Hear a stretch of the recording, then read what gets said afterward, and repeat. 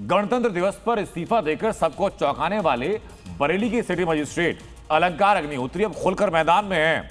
ये तस्वीर जरा देखिए, लोगों के हुजूम के साथ अलंकार अग्निहोत्री बढ़ रहे हैं आगे। संतों के अपमान और ब्राह्मणों के साथ भेदभाव को अलंकार अग्निहोत्री ने को नागवार गुजरा, सरकार के खिलाफ मोर्चा खोल दिया। शंकराचार्य के अपमान का सवाल है, उस पूरे विवाद पर आज क्या क्या हुआ और इनकी मुलाकात माता प्रसाद पांडेय से होने के बाद क्या सपा में शामिल सिटी मजिस्ट्रेट हो सकते हैं, इस रिपोर्ट में दिखाता हूं।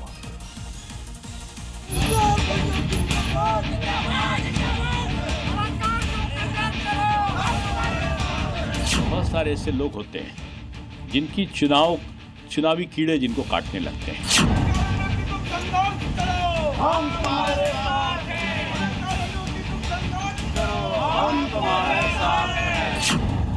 तस्वीरें उस वक्त की हैं जब एक गैजेटेड अधिकारी बरेली के सिटी मजिस्ट्रेट अलंकार अग्निहोत्री ने इस्तीफे के बाद अपना आवास छोड़ा और काफी संख्या में लोग उन्हें विदाई देने के लिए जुटे।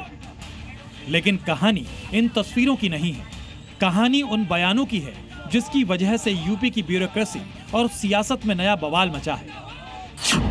दरअसल अलंकार अग्निहोत्री ने 3 बड़े मुद्दे उठाते हुए अपने इस्तीफे का आधार बताया। जातीय समानता पर यूजीसी के नए नियम का विरोध, प्रयागराज माघ मेले में स्वामी अभिमुक्तेश्वरानंद का अपमान, सरकारी तंत्र में ब्राह्मण समाज के खिलाफ भेदभाव। ब्राह्मणों को चुन चुनकर उन पे अत्याचार किए जा रहे हैं। कानपुर के रहने वाले अलंकार अग्निहोत्री कोई आम शख्स या अफसर नहीं है।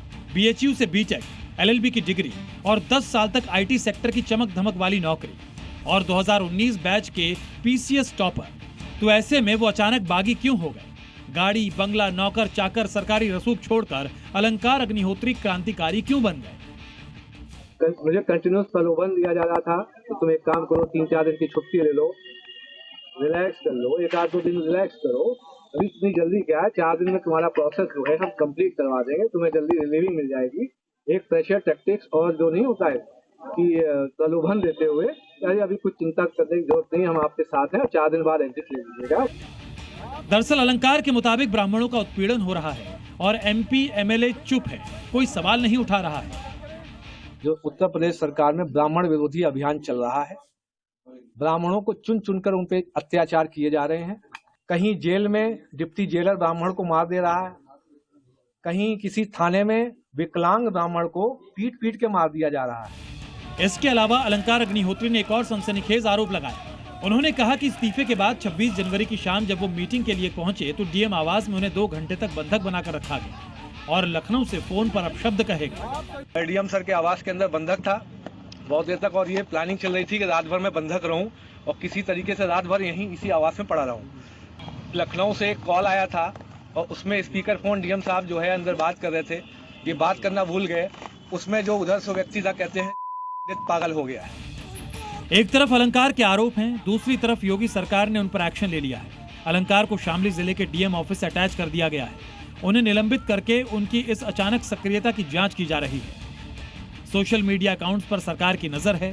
अलंकार का व्हाट्सएप ग्रुप पुनरुत्थान बरेली परिवार भी अब जांच के घेरे में है। ऐसा कहा जाता है कि सिटी मजिस्ट्रेट साहब ड्यूटी के वक्त भी व्हाट्सएप पर कमेंट्स करते रहते थे। आखिर इस ग्रुप में ऐसा क्या पक रहा था? क्या अलंकार अग्निहोत्री को मोहरा बनाकर यूपी की सियासत में एक नई बिसात बिछाई जा रही थी? क्योंकि यूपी के पूर्व डिप्टी सीएम और मौजूदा सांसद दिनेश शर्मा का बयान कुछ इसी तरफ इशारा कर रहा है। बहुत सारे ऐसे लोग होते हैं जिनकी चुनावी कीड़े जिनको काटने लगते हैं। बहुत सारे ऐसे लोग हैं जिनके पास अकूट संपत्ति होती है और वो सरकारी नौकरी छोड़ के किसी बहाने से और वो फिर उस मैदान में हीरो की तरह अपने को पेश करके प्रस्तुत होना चाहते हैं।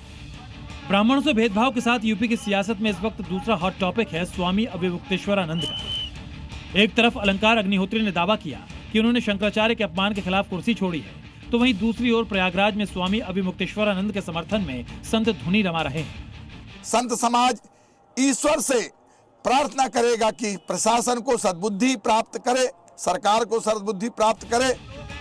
अब अलंकार अग्निहोत्री एपिसोड के बाद ब्राह्मणों से भेदभाव और संतों का अपमान यूपी की सियासत में ऐसी चिंगारी बन गई है जो 2027 विधानसभा चुनाव से पहले आग में घी का काम कर सकती है और योगी सरकार के सामने ब्राह्मण वोटों को एकजुट रखने की चुनौती बड़ी हो सकती है। ब्यूरो रिपोर्ट, जी मीडिया।